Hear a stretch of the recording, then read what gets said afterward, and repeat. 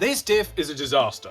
None of it's working, half of it's broken, but we're going to try anyway, put it together and shove 600 watts of power through it and see what happens. Probably destruction. The nylon is trying to turn back into spaghetti. The black PET G part has already broken before I even put it together. And the original part from the original diff is just doing what it always did, looking at me smugly in its injection molded plastic form, but now I've covered it in grease, so it's really horrible to handle. We're just going to put it together, chuck it in the car and see what happens. If this doesn't work, we're going to have to go back to the drawing board and think of a better way to do this. But right now, let's put this guy together. First of all, it's not that complicated to do. This needs to live in here. But as you can see, the front of this diff is trying to turn back into spaghetti. So it sits in there, but not very well. It doesn't sit well. That's crime number one. Number two is that this part is broken off, which is one of these feet from the back of here. That's also hateful. So now we have to put the screw through the diff, wedge it in, spin this piece of plastic on to the screw. It's going to go through the piece regardless, and we just need to like preemptively strike and get that nib of binding gear out the back for the screw. Now we can place this on the top, which is horrible and nothing wants to go, so we just wedge that on there. We then carefully place the back on like this, and then we're going to put the other screw in like this. It's just now everything's greasy because, I greased everything because I thought I was like, oh, it's all done. This will just work first time. That is in fact incorrect and wrong. That is not how engineering works. So now we're going to put this screw in. As you can see, it looks a bit like a Frankenstein diff, and that's because it is one. As I said, the front is nylon, the back is PET G, and the middle is the original. Because I couldn't be bothered to print it, because it looked quite nice, and there was nothing technically wrong with it. So I was like, well, why, if it ain't broke, don't fix it sort of mantra, and that's where we've ended up. I need this just to bind into the plastic at the back, just a little bit. It doesn't want to. I just want a little bit of grab. Just a tiny bit, please. I think that's just enough. This is trying to grab as well. It doesn't like any of this. Right, we have a diff. It runs like absolute shite in there. Like, it feels like you've got a bag of gravel and then you're just like pushing stones around inside it. No. But it is a diff. And if anything, the original diff was too loose. So if we fix that problem, chassis, big old motor, and we need a drive wheel. So we have two. We have the original that they made, which is very nice, and we have the one I made out of fucking nylon. So it's trying to turn back into sheets of fucking pancake. So putting this in here is great. It looks fine. I've got bits of magnet stuck to everything. Love motors for that. You go there, and I think that looks kind of fine to me. The 2mm bars bent. That's not going to help anybody's day. Let's go and get a nice 2mm piece of bar. Like, I want it to spin on the axle, but it really doesn't want to spin on that axle. So maybe let's try that one. That spins way better. Okay, we're going to use that one. That's what we want. Loose fit. You go in there. You go in there. Now comes the diff. We're going to put the diff in and see what happens. I have very limited hope for success here. So now all we're going to do is screw a motor into it, which we should have done first. Good. Now that's screwed in. The gear is in. They spin nicely together.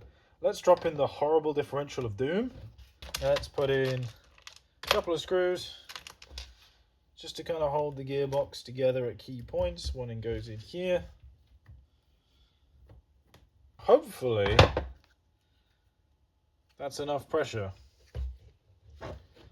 So what we're hoping for with this test is that the nylon gear gets its teeth cut against the nice, perfectly formed gear provided from the stock drivetrain. What's actually likely going to happen is it's going to bind up horribly and then strip the teeth off either the nylon gear or, probably more likely, and just my luck, the nice factory gear. But there's only one way to find out. Let's give this thing a good bit of throttle and see what noises we get.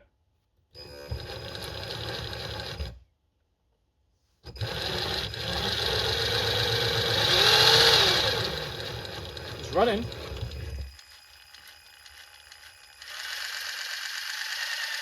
Does not sound good. But it is spinning.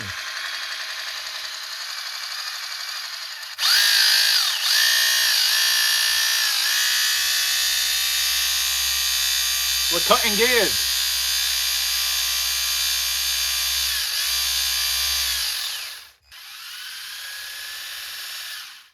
We have something.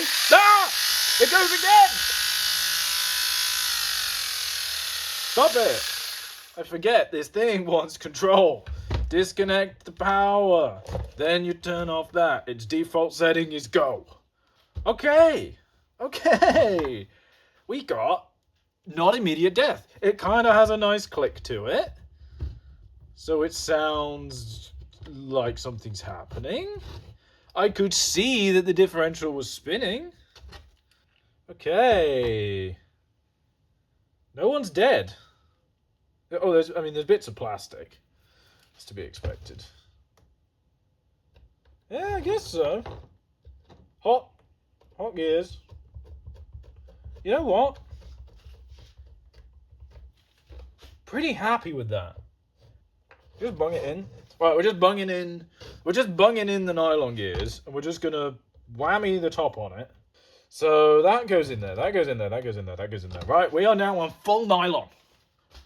Frankenstein diff, a terrible nylon gear, which is trying to turn into 15 pancakes, and an actual decent motor. But let's just do what we always do. And what we could do, I am so confident in what we've made. I am going to install the drive shafts so we can see the end spin.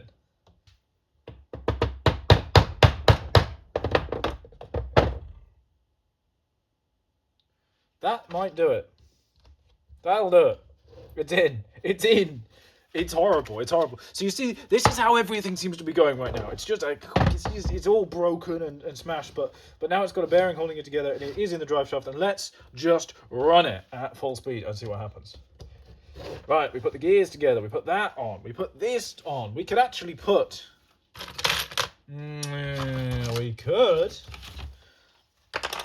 We could put these on.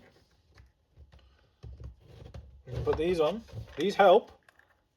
We could put the wheels on. We could put the wheels on. We could put the wheels on. Let's do it.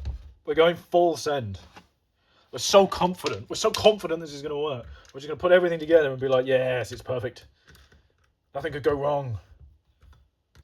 That screw goes in. That screw's already in there. That's bad. We've done all this with a screw in the thing. That's never good. Wheels just... Yeah, if I don't put the wheel nuts on, that's going to end well, isn't it? How did he die, sir? Well, he took a spinning wheel to the face in his garage. That's doing absolutely sweet fuck all in there. Oh, yes. My favourite type of fuck all. Now, for those of you who have not been here before, what generally happens is you go to all the effort of putting the car together, and then it all falls apart and catastrophically breaks right in front of your eyes once you've put it all together carefully. So now is the time where it's going to break. We have full nylon gear set up. Just about bites. Right, that's the diff binding. Right, so the diff is bad. The motor, whoa, the motor's there, the diff is stiffer, but I think that's kind of what I wanted. The diff was bad. If this is my last upload, you know what's happened. Right, let's put this car somewhere safe, and by safe I mean safer than that. I'm going to clamp it to something. We could put it on the clamp. No. This is stupid. That's a terrible idea. That's dumb. Why would anyone think of that? I'm just gonna hold it. Maybe just hold it like a weapon. That's also very stupid. Is there anything less stupid around? No. No, I seem to have gravitationally attracted all the stupid to me. Let's have a look. Ronsil 10-year wood stain. That is exactly the right thing. Because look, he can just sit on there. Look how adorable he is before he takes everyone's fucking eyes out. Right. We plug it. No, we know how this goes. We turn the receiver on first, don't we? Destructo. Right. Motor. Nylon spur gear. Nylon diff gear. Oh dear. Oh dear. Did I get any? It's something. It's something. It's something. I think this is the end, lads. I think this is the end. Right, it's plugged. We just hold it, I guess. We just put your hands on it.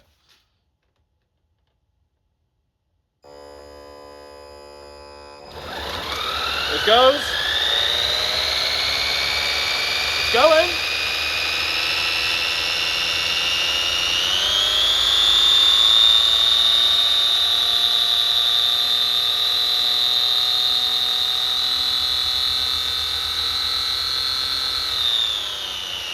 It's definitely going.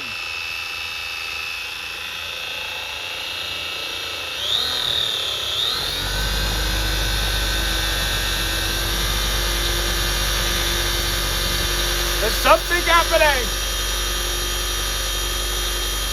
That's not even full.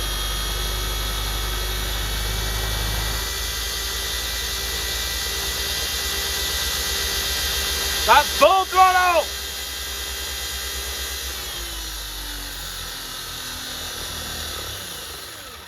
Okay. Holy shit. That was an experience for the generations. The whole workbench was vibrating with complete mechanical efficiency. You could hear how efficient those gears were. Let's go again.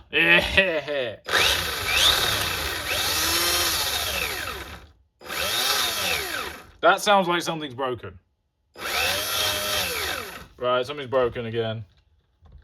Something is broken. But we had a great run there. We had a great run. It was good while it lasted. It ran up to full throttle with no power on the no weight on the system. Right, let's see. Hopefully it's the spur that's broken, not my differential. But I have limited hope for both. Show me the bits. Ah, it was the spur gear. The diff survived. It was the spur gear that died. It ripped out of the steel rod. Maybe we'll have another crack at this spur gear. I would really like to print one. But also we're doing a V2 of this entire gearbox. So stay tuned and get subscribed because we're going to be taking this entire gearbox and reworking the whole thing. It's going to basically run onto this metal diff here. And that's going to give us much more control over the gearing. So we're going to be able to come out and go back in, and it's going to be very cozy and beautiful in here. And that will give us more control over the gearing so we can finally tune our top speed and acceleration. Right now we're just kind of working with what we came with. But I'm excited to see how fast it goes on this motor. That is a beastly powerful motor. Don't let old brushed motors fool you. That guy is a racing grade motor. That is a hobby grade racing boy. And that is what he's designed to do. And that is what he shall do. We give this a run. I think it sounds awesome. We're going to spin this around. And I'll catch you guys in the next one.